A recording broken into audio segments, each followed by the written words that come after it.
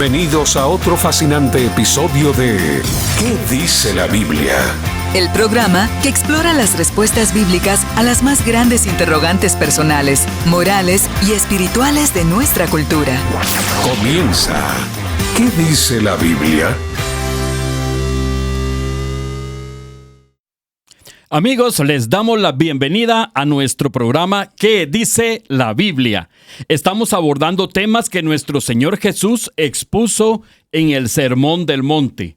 Para el tema de hoy, dedicaremos 2 programas especiales para este tema. Estaremos hablando sobre Jesús y el odio.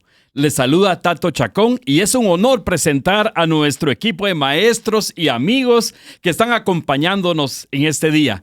Vernon, Sergio y Walfred, bienvenidos. Vernon, saluda a la audiencia. Hola, queridos amigos, qué gusto estar con ustedes. Hoy, como dice cabal nuestro buen amigo Tato, lo que vamos a hablar hoy es un tema que no se lo pierda, es un tema que es muy importante. No es que le vayamos a enseñar a odiar, sino que vamos a enseñarle lo que Jesús nos enseña sobre el odio a través del Sermón del Monte. Y va a ver que al escucharlo va a recibir algo de sanidad en su corazón también. Así es que no se pierda este programa y si tiene amigos, dígales que sintonicen el camino porque este programa se va a poner bueno. Buenas tardes, Sergio, ¿cómo estás? Hola, Vernon, muy bien, emocionado porque como nos da ya una previa, esto va a estar... Mire, amigos, yo quiero que usted no se lo pierda y si puede, como decía Vernon, invitar a alguien, avísele que ya estamos en el aire, así que va a ser un tiempo muy especial sumergidos en la palabra de Dios. Walfred, hola. Hola, ¿qué tal? Qué gusto saludarlos, amigos, nuevamente acá en cabina, transmitiendo este programa. Mi nombre es Walfred Palacios y es un privilegio estar acá compartiendo con todos ustedes este tema tan interesante y que definitivamente nos va a hacer examinarnos, ¿verdad? Sí, hacer una revisión allí interna para poder ir despojándonos de todas esas cositas que a veces vamos arrastrando. Entonces, si no lo logró escuchar en vivo, pues puede oírlo o verlo en diferido en las redes sociales del Camino. Así es, tenemos YouTube, estamos ahí en el canal del Camino, también estamos en Spotify. Ahí los podcasts pueden ustedes buscarlos, está toda la colección que hemos presentado. Y para ir calentando motores, quiero compartirles una frase de una canción no cristiana. Sí, subrayo, no cristiana. Dice así, para que entendamos muy bien el pensamiento del hombre. Te odio tanto que yo mismo me espanto de mi forma de odiar. Deseo que después de que mueras no haya para ti un lugar. Imagínense esas palabras de odio. Yo pensé que lo que ibas a decir era odio quiero más que indiferencia, porque el rencor hiere menos que el olvido. Tantas canciones que hay sobre esas del odio. Nosotros no somos de ese tipo. No, para nada. ¿Cómo no? El tema del odio a los enemigos es algo que ha existido durante la historia de la humanidad. En todas las culturas y épocas, el enfrentamiento con aquellos que nos oprimen, nos lastiman o simplemente se oponen a nosotros ha sido una constante. Este sentimiento de animosidad hacia nuestros enemigos no es ajeno a la Biblia, la cual ofrece una visión profunda y compleja sobre cómo debemos relacionarnos con aquellos que consideramos adversarios. En Mateo capítulo 5, versículo 43 dice, ustedes han oído que fue dicho, amarás a tu prójimo y odiarás a tu enemigo. Escuchemos el siguiente mensaje. En todo momento, Jesús quiere hablarte en el camino. Escucha lo que Él tiene para ti en 99.7 FM, contenido que transforma. ¿Sabías que la meditación en la Biblia puede ayudar a comprender la voluntad de Dios y cómo aplicarla en la vida? Continúa. ¿Qué dice la Biblia? En este programa vamos a estudiar este tema desde la perspectiva planteada por Jesús en el Sermón del Monte. Veremos qué dice la Biblia en el contexto del Antiguo Testamento y cómo Jesús va a interpretar esto en sus enseñanzas. Así que Walfred y amigos, indíquenos qué dice la Biblia sobre el odio. Amén. Gracias, Tato. Y justamente como el versículo, el lema, no lema, sino la base con el que estamos arrancando, y el tema acerca de Jesús y el odio ante la iluminación de la Biblia, ¿verdad? Cómo el Señor le da ese correcto sentido o interpretación, porque ellos venían de una cultura, de una enseñanza en el Antiguo Pacto, en el Antiguo Testamento, y el Señor empezó a darles esas enseñanzas, entre otras, y la cultura del reino de los cielos es algo que tenemos que entender, que es totalmente contraria a lo que nosotros como humanos en este sistema llamado mundo estamos acostumbrados a manejarnos, tanto en las finanzas, las relaciones con nuestros semejantes, etcétera. Todo está ahí resumido en lo que es el reino de los cielos o el reino de Dios. Y no hay ningún tema realmente que no podamos encontrar en la Biblia. Ahí vamos a encontrar todo tipo de temas y de cuestiones aplicativas a nuestra vida. Y realmente lo que el Señor quería tratar con las personas es que examinaran su corazón. Porque los fariseos, los judíos, los que seguían las leyes, se fijaban mucho en lo exterior, ¿verdad? Los fariseos especialmente. Pero el Señor les vino a enseñar y a decirles, miren, el corazón es esencial.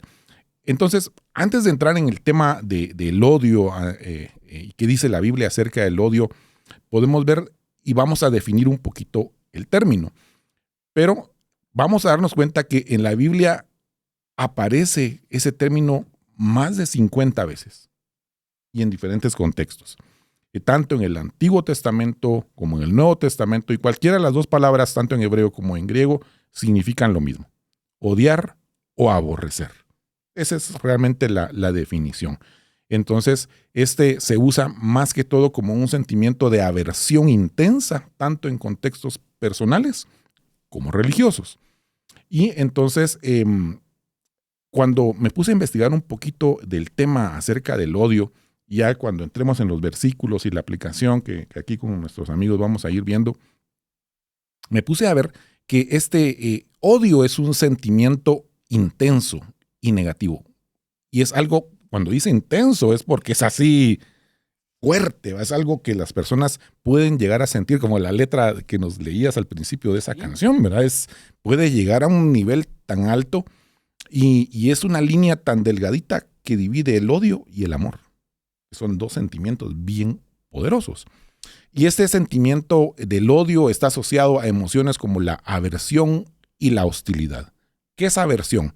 Es un rechazo o una repugnancia frente a alguien o algo. Es decir, como cuando aquellas personas dicen, con solo ver a tal persona se me revolvió el estómago, hasta náusea me dio. Entonces, ese es parte del sentimiento que se produce con el odio. Pero también esta hostilidad es cuando hay una persona que se considera nuestro enemigo, ¿verdad? O la persona que odia a la persona lo considera como su enemigo. Porque a veces pasa, ¿verdad?, que uno ni en cuenta y otros pueden estar acarreando ese tipo de sentimientos. Entonces, lo interesante es de que esto puede inspirar hacia la violencia. Y recordemos que la violencia no solamente es física, puede ser también psicológica, verbal. Entonces es algo que progresivamente va a ir generando otras emociones negativas. Es decir, el odio no va solito. La vamos a ver conforme vamos avanzando. Van otras cosas. Entonces, este odio puede ser duradero e inflexible ante alguna situación temporal o pasajera. Imagínense cómo puede eso extenderse. Y esto afecta profundamente a quien lo siente. Es decir, no le va a afectar a nadie más externamente, por así decirlo, emocionalmente, más que a la persona. Es como la amargura, ¿verdad? Entonces, dice que este sentimiento de odio puede surgir como una respuesta a sentirse vulnerado, traicionado, atacado o agredido.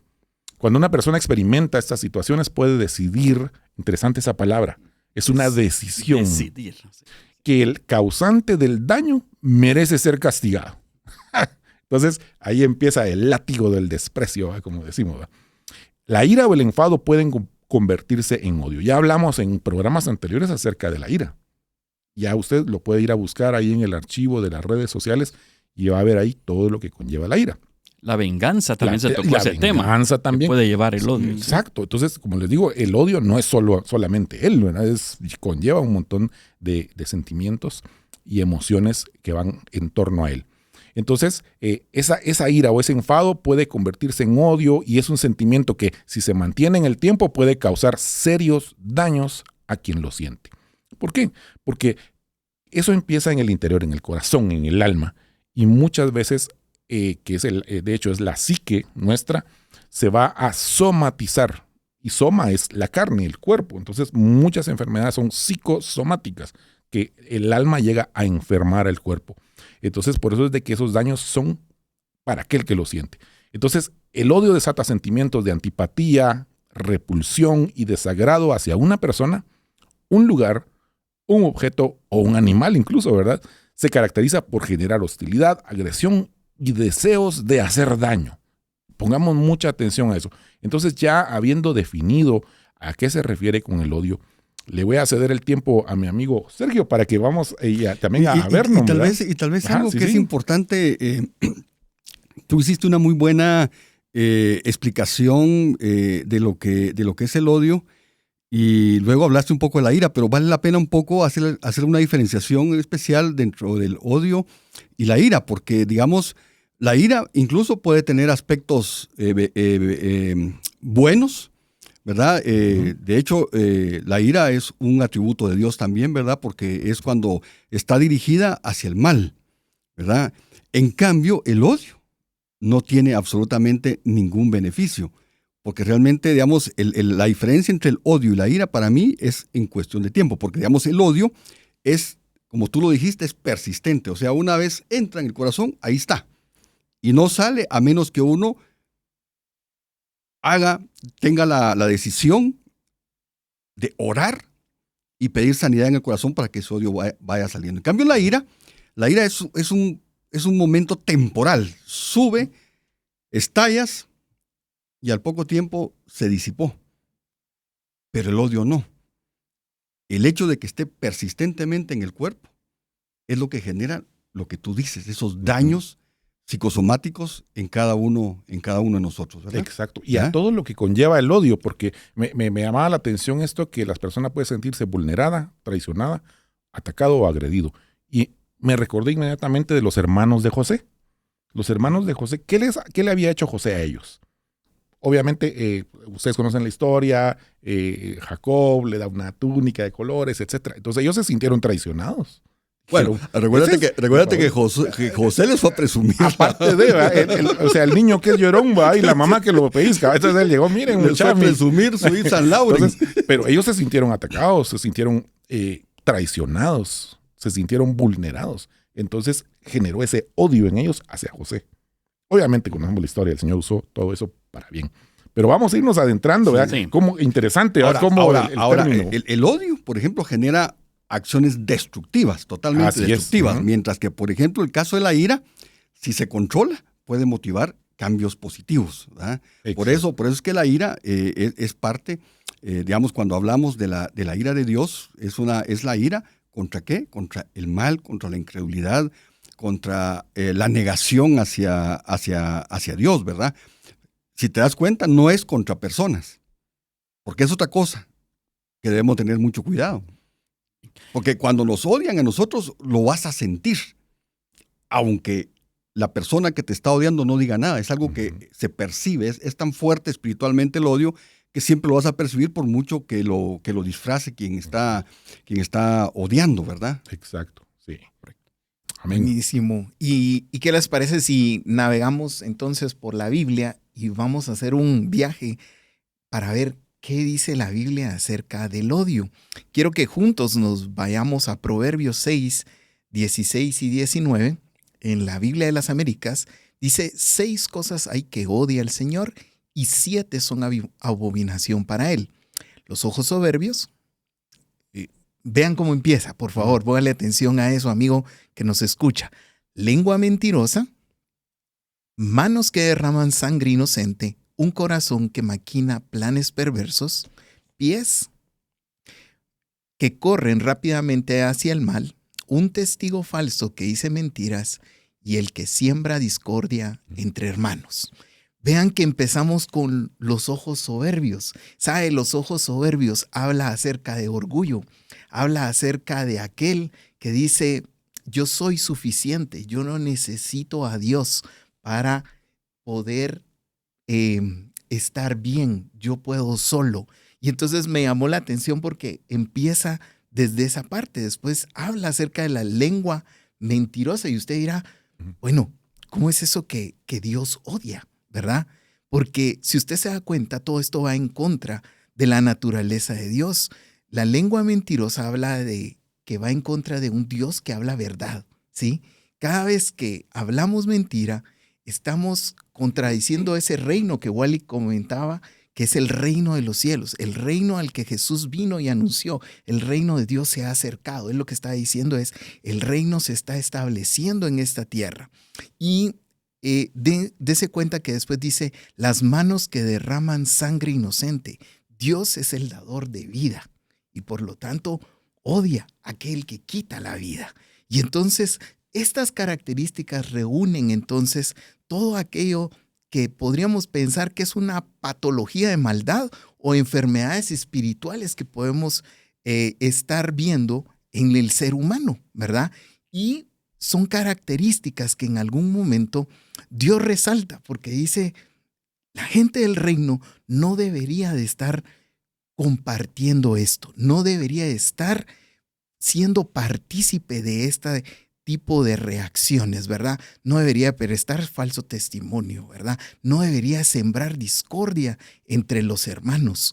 Y sabe, cada una de estas es una invitación a revisarnos, a hacer un chequeo y decir, bueno, ¿qué de esto yo puedo estar participando? ¿Qué de esto yo puedo estar teniendo en mi corazón? Y como decía Vernon, hacer esa oración para que el Señor empiece una obra en cada uno de nosotros.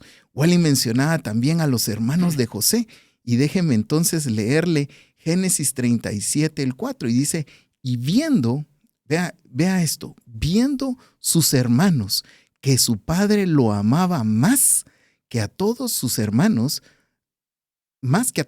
sus hermanos le aborrecían y no podían hablarle pacíficamente. Eso habla de que también esto genera discordia en las familias, ¿verdad? Sí. Lo mencionaba Vernon, les lució la túnica, ¿verdad? Les dijo, ¿qué tal? Vean lo que tengo, ¿verdad? De papi, ¿verdad? Yo tengo y ustedes no.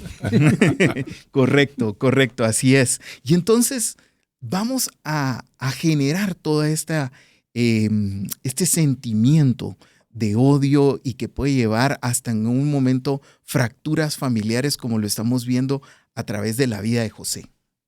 Y si te das cuenta, Sergio, cuando habla acá Proverbios, dice 7 cosas que Dios aborrece. Dice cosas o actitudes o acciones. No personas. Exacto, ese es el punto.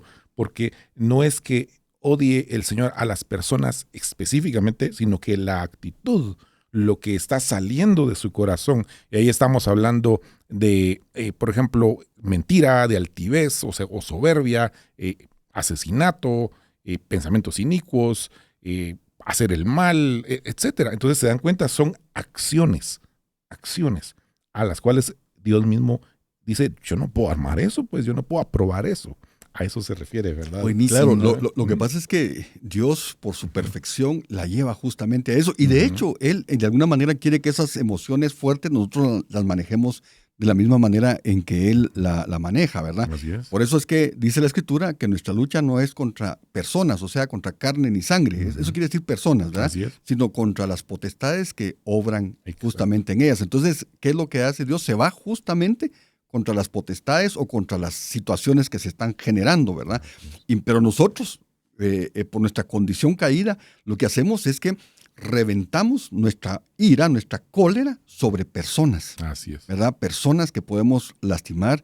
Y máxime, si nosotros, por ejemplo, somos personas que asistimos a una iglesia y damos un show de esto públicamente, de odio, de ira sobre personas, ¿verdad? Esto pues es un testimonio que definitivamente no va a agradar al Señor, ¿verdad? Porque Exacto. realmente el Evangelio es justamente aprender a vivir, entre otras cosas, ¿verdad? Aprender a vivir como Dios quiere que nosotros vivamos, ¿verdad? Sí, definitivamente.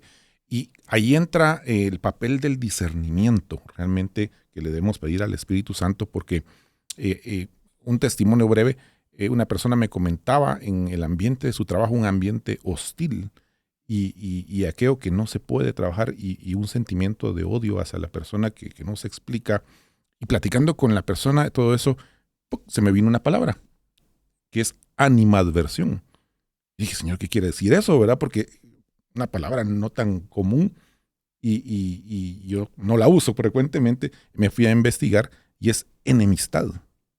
Enemistad. Entonces yo le decía a la persona, bueno, aquí lo que hay que hacer es lo que decías, nuestra lucha no es contra carne y sangre, no es contra personas solamente, es contra espíritus inmundos, etc. Ahí es donde tenemos que empezar a discernir y orar por las personas. Eso lo vamos a ver más adelante, ¿verdad? Y no hay que olvidar esto, justamente el poder de la oración. Porque fíjate que cuando hay animosidad, aversión entre personas, a mí me pasó justamente en un ambiente de trabajo que, si bien era cierto, yo no estaba metido en eso, en el área donde trabajaba yo, habían 2 o 3 personas que tenían una aversión unas a otras de tal manera que solo el ambiente se volvía tóxico. Exacto, ¿verdad? la atmósfera Y aunque se sentía uno no pesada. estaba en eso, la atmósfera era muy tóxica. Y recuerdo que esto fue uno de los consejos que mi esposa me dio. Me dijo, oye, mira, levántate más temprano y ve más temprano a tu trabajo y ve a orar sobre los puestos de trabajo de cada una de estas personas. Y lo hice Así durante es. un tiempo. Y miren ustedes, la atmósfera fue cambiando. Sí. O sea, no volvieron, tal vez no llegaron a ser amigos, creo que nunca lo llegaron a ser, pero esa furia, esa violencia Se que disipó. había entre ellos se Ujú. disipó bastante. Entonces el ambiente mejoró, por lo menos para poder trabajar, porque, digamos, en el caso nosotros que hemos sido nacidos de nuevo, somos más sensibles en nuestro espíritu a percibir ese tipo de situaciones, ¿verdad? Exacto. Ujú. Amén. Entonces, Bueno, ujú. hay otro elemento que es importante entender del odio, que el odio es un enemigo a vencer. Es un enemigo a vencer. El odio que uno tiene en el corazón es un enemigo que vive en el corazón. Y yo quiero explicar algo sobre una cita que está en Deuteronomio 19:11, para que veamos que esto desde los inicios de nuestra vida con Dios está registrado. Y aquí ellos hablan, voy a leer parte de este versículo, no lo voy a leer todo porque es largo. Dice, pero si hubiere alguno que aborreciere a su prójimo y le acechare y se levantare contra él y lo hiriere de muerte y muriere y huyere a alguna de estas ciudades, los ancianos de su ciudad enviarán a sacarlo de allí. Si usted no está familiarizado con este tema, permítame decirle que Dios, en su infinita bondad, cuando el pueblo de Israel pasó a la tierra prometida, Jehová Dios ordenó que se crearan ciudades de refugio. Y se crearon 6 ciudades de refugio. ¿Qué implicaba esto? Que si alguien, mataba accidentalmente a alguien, entonces él podía ir a una ciudad de refugio donde esa ciudad él no podía ser enjuiciado, ¿verdad? Esto refleja la misericordia de Dios. Entonces estas ciudades ofrecían protección a quienes mataban accidentalmente. Y así pues evitaba la venganza de sangre por parte de la familia que se veía afectada. Pero estas ciudades no ofrecían refugio al asesinato intencional, como describe Deuteronomio 19:11. ¿Por qué este versículo es importante entenderlo? Porque realmente el odio, cuando uno tiene odio en su corazón, tú dijiste que uno siente que se le revuelve en los intestinos, ¿verdad? Pero lo que hay en nuestro corazón y en nuestra mente cuando tenemos odio es desear todo el mal a la persona que estamos odiando. Y dentro de eso, la muerte. Y cuando ese pecado entra a la cabeza, solo es cuestión de tiempo que baje al corazón y se concrete, ¿verdad? Por eso le decía a Jehová a Caín, hey, ten cuidado, porque lo que estás pensando, que está aquí, va a bajar A al la corazón puerta, dice. y lo vas y a partir de ahí poco queda para que lo hagas. Entonces acá lo que estaba diciendo, ok, hay ciudades de refugio para aquellos que de alguna manera accidental, totalmente accidental, han cometido un asesinato, pero no para aquellos que lo han premeditado. El odio hace que uno premedite el asesinato. Entonces, este versículo nos advierte de eso. Y fíjense que estaba yo leyendo a Matthew Henry. No sé si ustedes han leído a Matthew Henry, un teólogo del siglo XVII, si no me equivoco, pero está muy actual, muy vigente, ¿verdad? Bueno, la palabra del Señor siempre va a estar vigente, no importa en qué año se haga eso. Pero Matthew Henry da la clave de esto. Yo quisiera leer lo que Matthew Henry dice sobre esto. Él dice, este versículo muestra que el odio es un pecado grave que puede llevar a consecuencias terribles como el asesinato premeditado. Así es que debemos de evitar el odio y cultivar el amor al prójimo. Dios siempre nos va a perdonar. El antídoto al odio realmente es el amor, porque el odio es destructivo, como ya lo vimos en Deuteronomios 11:19, y el odio también genera conflictos, como lo podemos ver en Proverbios 10:12. Dice, el odio despierta rencillas, pero el amor cubrirá todas las faltas. Entonces, ¿qué es lo que dice Proverbios 10:11? Que el odio genera conflicto, despierta rencillas, crea enemistades, crea divisiones.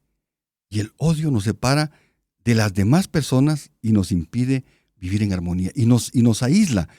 Ejemplos de la vida real podemos tener en esto por el caso de Caín y Abel, ¿verdad? Que era lo que hablábamos ahorita. El conflicto entre David y Saúl, ¿se recuerdan ustedes? El rey Saúl consumido por los celos. Y el odio hacia David lo persiguió incansablemente. En vez de estar aprovechando ese tiempo y esas energías en construir un buen reino, lo usó en estar persiguiendo a David. Y luego tenemos la lección de vida que nos da Jesús, que a pesar de ser odiado, a pesar de ser perseguido, nunca respondió con odio. Él enseñó el perdón y el amor incondicional como Él nos lo modeló a nosotros, incluso a nuestros enemigos. Amar a nuestros enemigos no significa aprobar sus acciones. Hay que tener claro eso. No significa aprobar sus acciones o negar el dolor que ha causado. Eso no se debe hacer. Sencillamente significa elegir el perdón sobre la venganza, la compasión sobre el resentimiento, elegir el amor. Cuando elegimos el amor, no solo libramos a esa persona de nuestro odio, sino que lo más hermoso es que nos libramos nosotros mismos también del odio. ¿Y por qué es para nosotros importante librarnos del odio? Porque es pecado. A Dios no le gusta. Pero si usted esta parte no la quiere creer, le voy a dar otras razones para hacerlo, ¿verdad? El odio dice que es un riesgo alto para algunas enfermedades. Por ejemplo, enfermedades cardiovasculares. El odio y la amargura aumenta el riesgo de hipertensión, de enfermedades coronarias e infarto, porque generan un estrés que libera hormonas que dañan los vasos sanguíneos. Si no lo quiere ver por la parte espiritual, véalo por la parte biológica. También genera problemas en el sistema inmunológico. El estrés crónico debilita el sistema inmunológico, porque el odio genera un estrés malo, muy malo, y entonces nos hace susceptibles a este tipo de enfermedades. Trastornos digestivos, por eso como tú decías, se le revuelve el estómago, pero la verdad que existe esos trastornos digestivos. El odio y la amargura, dice, pueden manifestarse en problemas gastrointestinales. Hay veces muchas gastritis o úlceras que uno tiene, ¿verdad? No necesariamente es por el mal comer o por la mala dieta, sino que muchas veces esa tensión que genera el odio. También hay problemas de salud mental, ¿verdad? La amargura y el odio están fuertemente vinculados a la depresión. Eso lo hemos visto nosotros mucho en consejería. Cuando alguien llega con síntomas de depresión, lo primero que peinamos nosotros es saber cómo está en su familia, cómo está con sus amistades, ¿va? Porque ya sabemos que si hay depresión, si hay ansiedad o hay trastorno del sueño, no necesariamente tiene que ser odio, pero puede estar presente el odio y eso es lo primero que nosotros revisamos. Revisado eso y no lo hay, pues ya pasamos a otra cosa.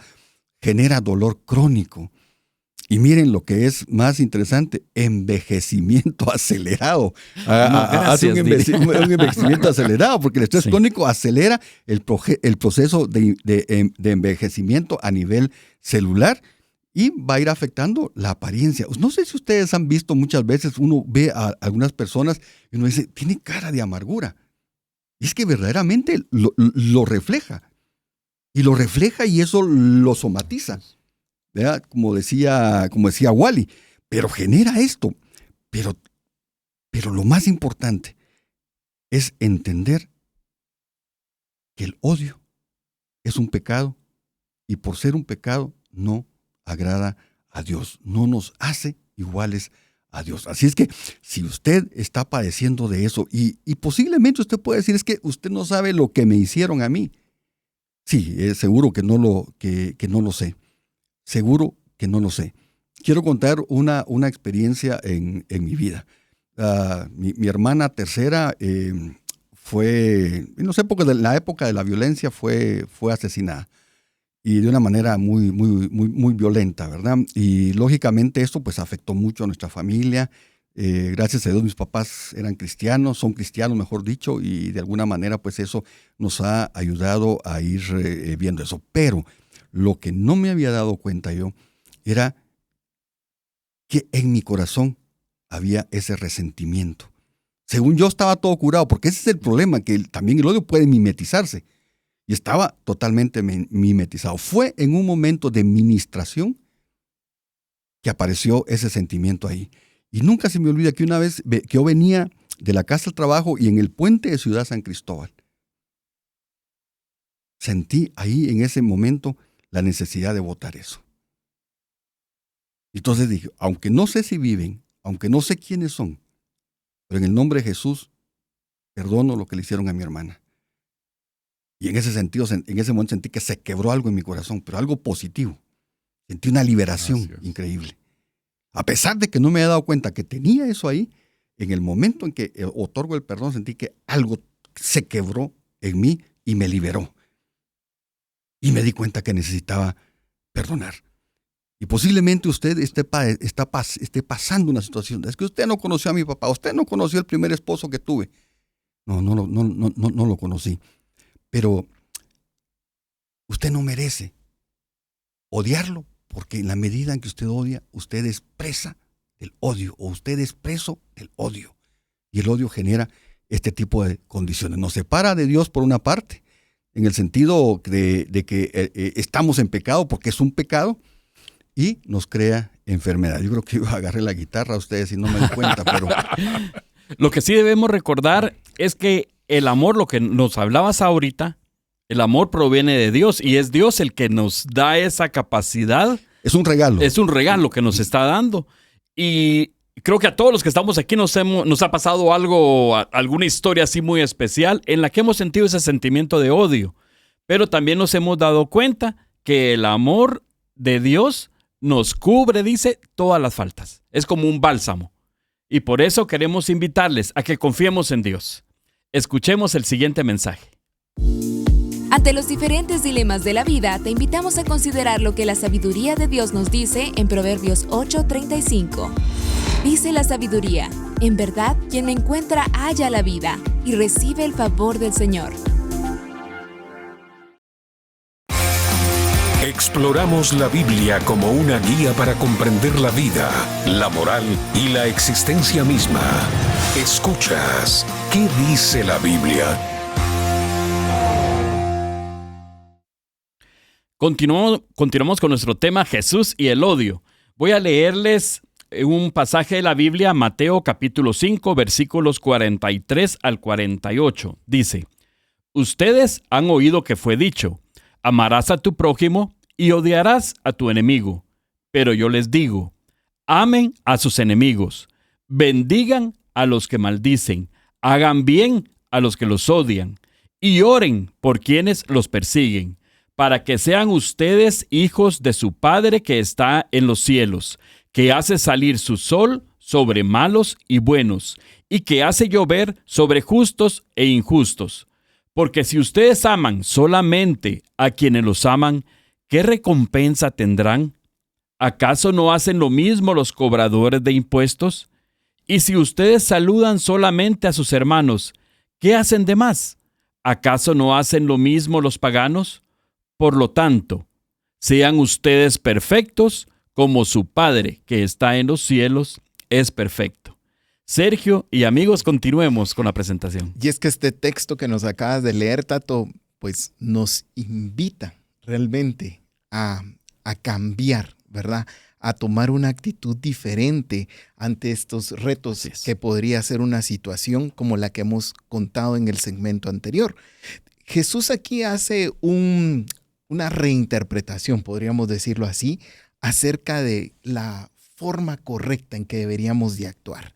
Y entonces, leyendo el versículo de Mateo 5, dice, ustedes han oído que fue dicho, amarás a tu prójimo y odiarás a tu enemigo. Fíjense que está diciendo, han oído. Eso quiere decir que en el texto original, seguramente Levítico, que es donde 19-18, donde está este texto, no agrega el y odiarás a tu enemigo, ¿verdad? Sino que seguramente alguien lo había compartido de esa manera, los estudiosos o religiosos de la época lo habían caracterizado de esta forma, y viene Jesús a hacer una pausa y decir, pero yo les digo, como quien dice, vamos a corregir esto no está bien.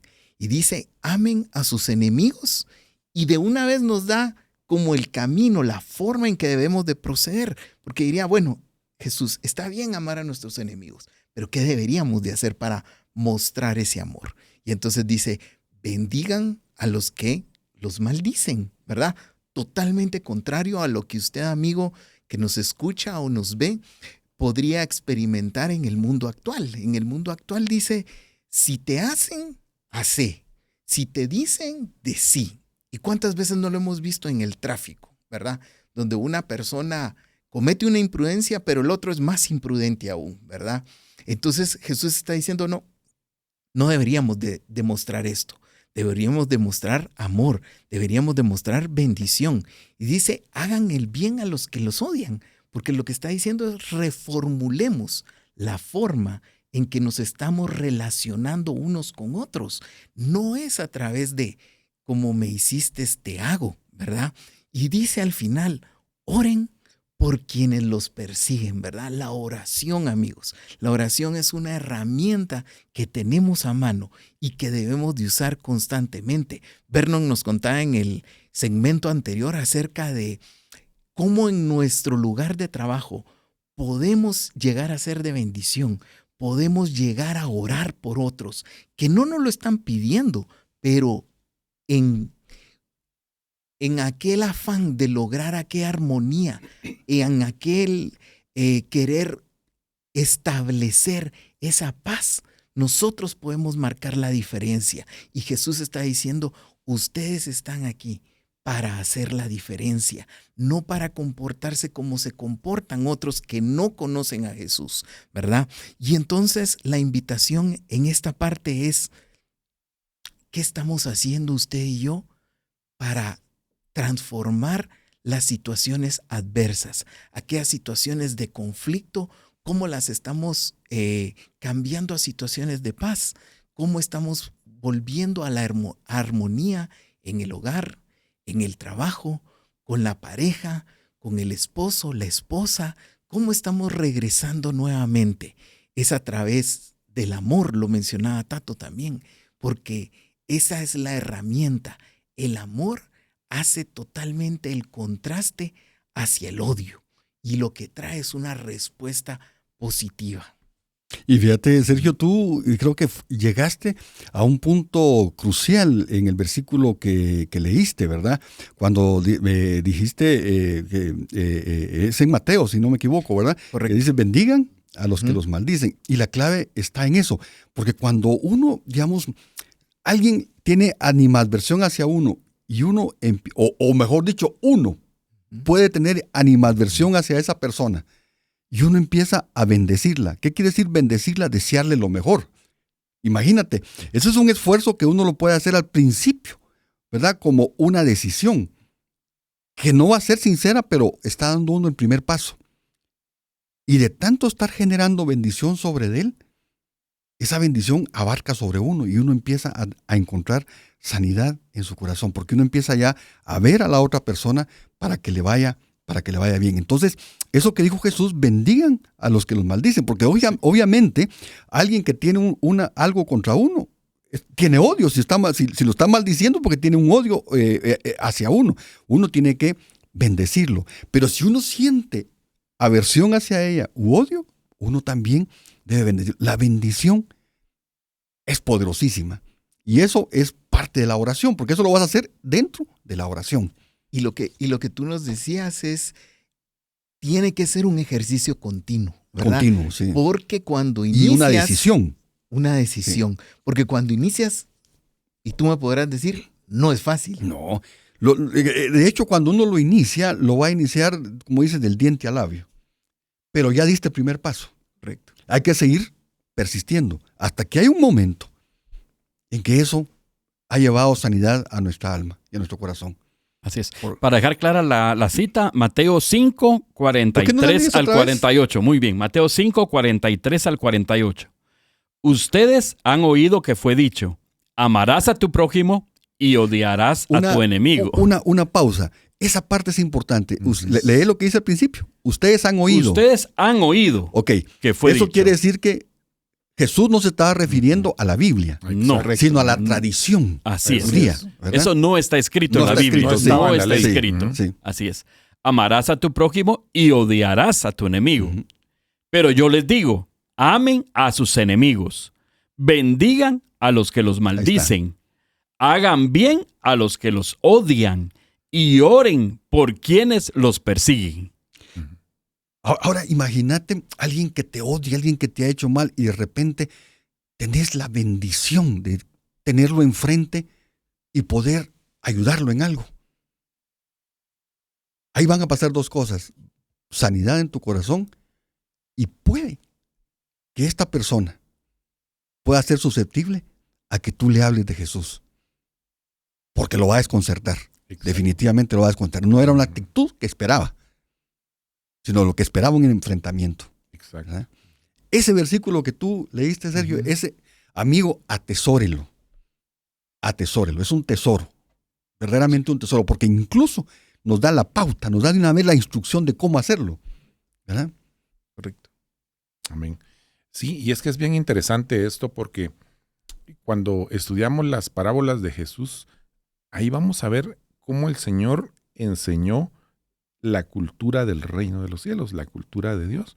Y ya lo habíamos mencionado al principio, el Señor nos dice, mire, así es como deben manejarse las finanzas, así es como deben orar, así es como deben... Entonces, es interesante porque parecería contradictorio. ¿Cómo me manda el Señor a amar a mi prójimo? Mejor dicho, a amar a mi enemigo, a orar por él. O sea, ¿cómo es eso? Porque la corriente del mundo nos dice, no, tenés que vengarte, tenés que pagarle ojo por ojo. La venganza es un plato que se come frío. Sí. Y realmente ahí es donde entra el perdón, lo que hemos estado hablando. Porque es renunciar a nuestro legítimo derecho de venganza. Al perdonar estamos diciendo, no, renuncio a vengarme. Y las personas muchas veces se desconcertan. Y ese testimonio muchas veces puede hacer que las personas quieran llegar a conocer al Señor.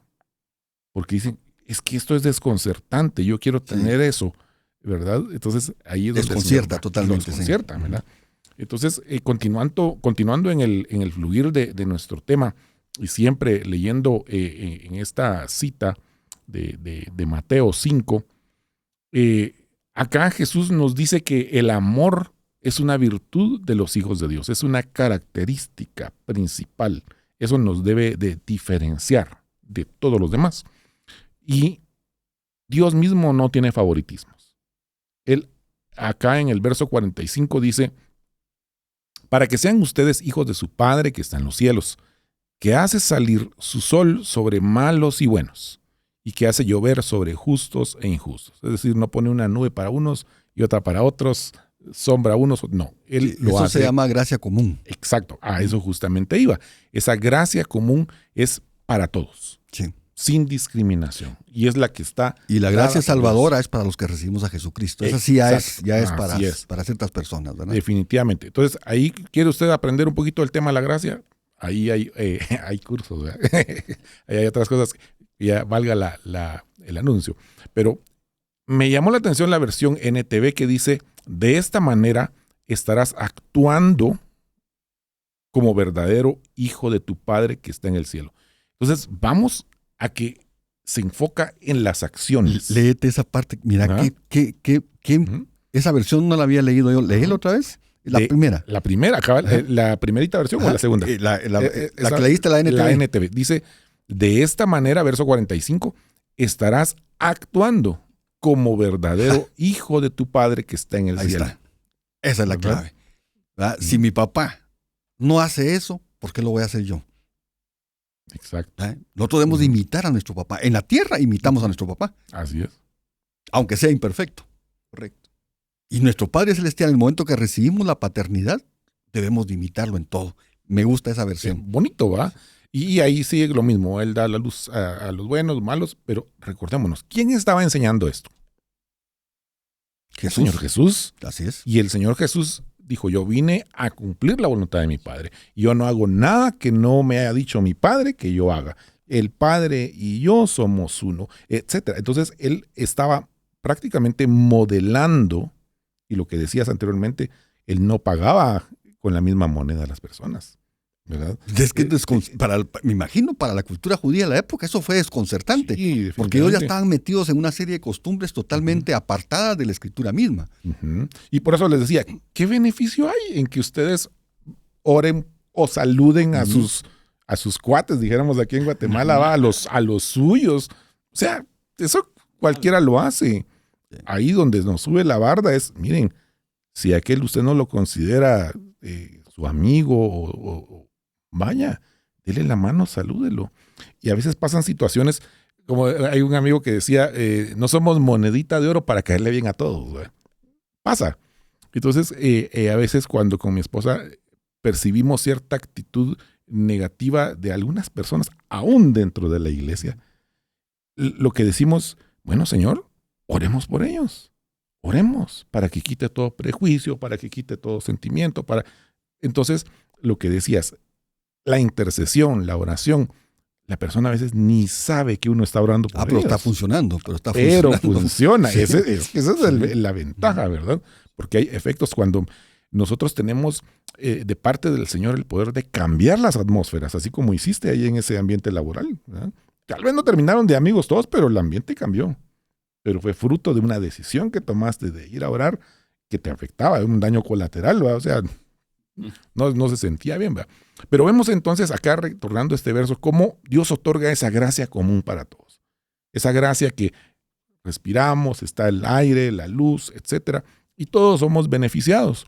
Entonces, ¿cómo viene entonces a darnos que el motivo de esta consigna radica en el carácter de nuestro Padre Celestial? Y a través de nuestro Señor Jesucristo, que lo modeló, nos lo pide ahora a nosotros.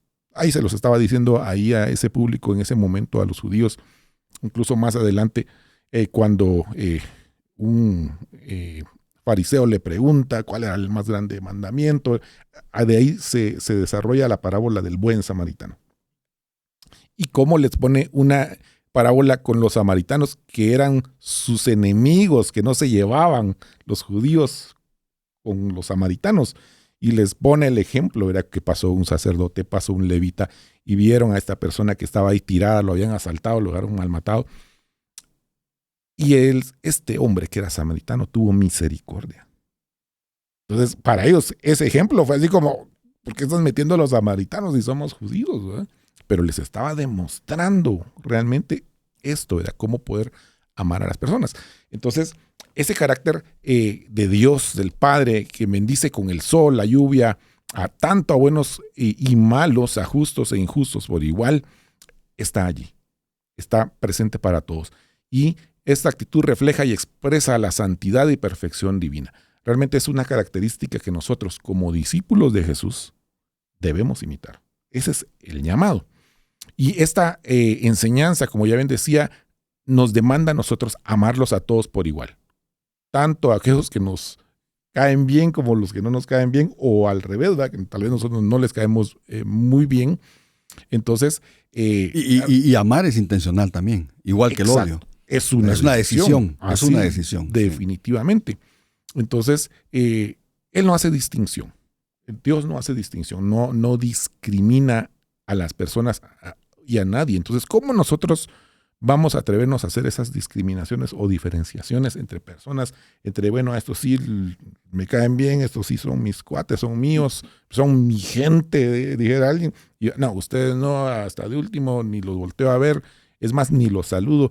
Es interesante cómo hasta un pequeño gesto de llegar a saludar a alguien. A mí me ha pasado, a veces hay personas que tal vez solo lo miran uno, no saludan. Entonces, ¿por qué no doy yo el paso intencional?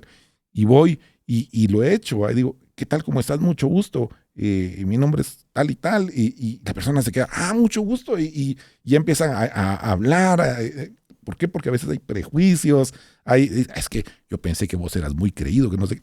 O sea, prejuicios, ¿verdad? Pero cuando nosotros damos ese paso y empezamos, como dice acá, no solo a saludar a nuestros conocidos, sino que aún en reuniones con mi esposa procuramos ir y sentarnos con personas que tal vez nunca hemos conocido. Y empezar a hablar y platicar y socializar, como así se dice. ¿Por qué? Porque es parte de lo que el Señor nos manda y nos llama a que desarrollemos, ¿verdad? Amén. Buenísimo. Y qué privilegio me ponía a pensar con lo que ustedes compartían, que nos da Dios de poder vivir estas situaciones. Si lo vemos desde esa manera, es una oportunidad para poder acercar el reino de Dios. Y es una oportunidad donde vamos contracorriente totalmente. Entonces, no sé, amigo que nos escucha, qué oportunidad hoy Dios le está dando, ¿verdad? Para usted poder manifestar ese reino de Dios en la tierra, expresando amor, expresando misericordia, expresando gracia que hemos recibido del Padre, mandando a su Hijo Jesús. Bueno, y si usted nos acaba de sintonizar, querido amigo, estamos hablando en relación al odio según Jesús, cómo lo ve Él. Teníamos como hilo inductor Mateo 5. Si usted puede leer todo el capítulo, léalo. Verdaderamente le va a dejar grandes enseñanzas. Acá en este tiempo hemos escuchado, Wally, por ejemplo, enfatizó que Jesús reinterpretó la ley corrigiendo la idea errónea de odiar al enemigo.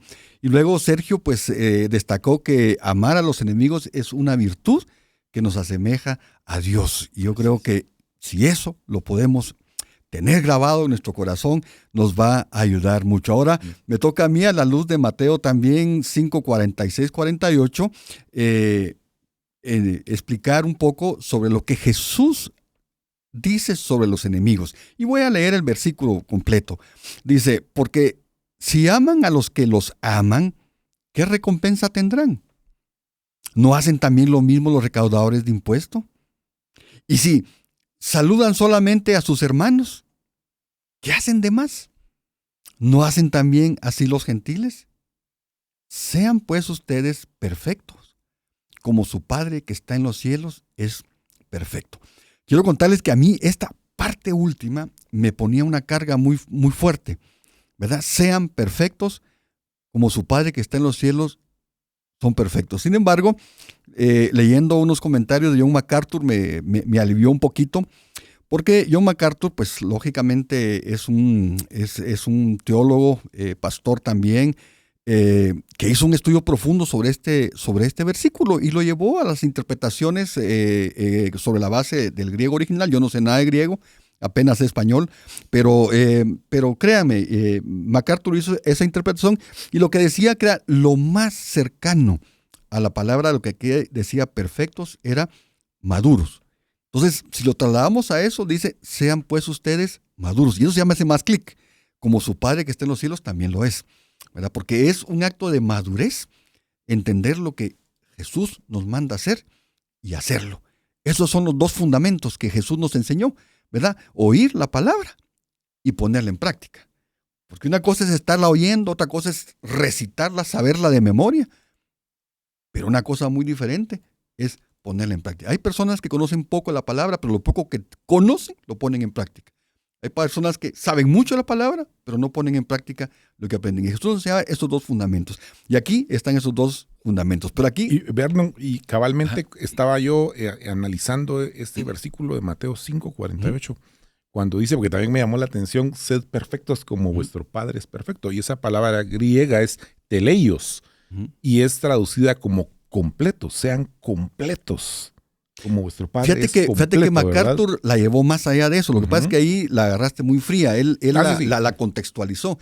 Y por eso es que él, y me hace mucho más clic, ¿verdad? Es cuando habla de madurez. De madurez, porque es la madurez la que nos conduce a nosotros a hacer las cosas bien. La inmadurez es la que nos genera odio, la que nos genera reacciones violentas y a veces contra seres que amamos, ¿verdad? Y ahí es donde se conecta, porque cuando somos inmaduros no estamos completos. No estamos completos, por supuesto. Estamos haciendo cada barbaridad, ¿verdad? Precisamente por inmadurez. Ahí es donde hacía yo el link, ¿verdad? Amén. Sí, y entonces aquí pues Jesús nos desafía, ya lo habló Wally, lo habló también Sergio, que nos desafía a esa noción convencional de amar solo a los que nos aman, ¿verdad? Eso es fácil, ¿verdad? Yo tengo a mi esposa, se llama Susi de Ayala. Amar a la Susi es lo más fácil del mundo, ¿verdad? Pero hay otras personas... ¿Será que al revés es también? yo espero que sí, ¿verdad? Pero hay otras personas, incluso a veces en nuestras iglesias hay hermanitos que son complicados, pero Jesús aquí nos desafía son especiales, a amarlos. Son especiales, sí. Nos desafía a amarlos, ¿verdad? Es un, como tú lo dijiste, nos puso la marca bastante alta. Y realmente en nuestras fuerzas, mis hermanos, esto es bien difícil poder hacerlo, en nuestras fuerzas.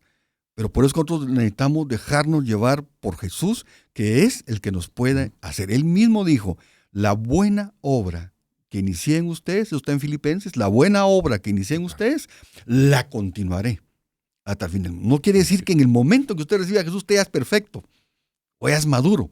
No, es un proceso que Jesús lo va llevando paso a paso, paso a paso.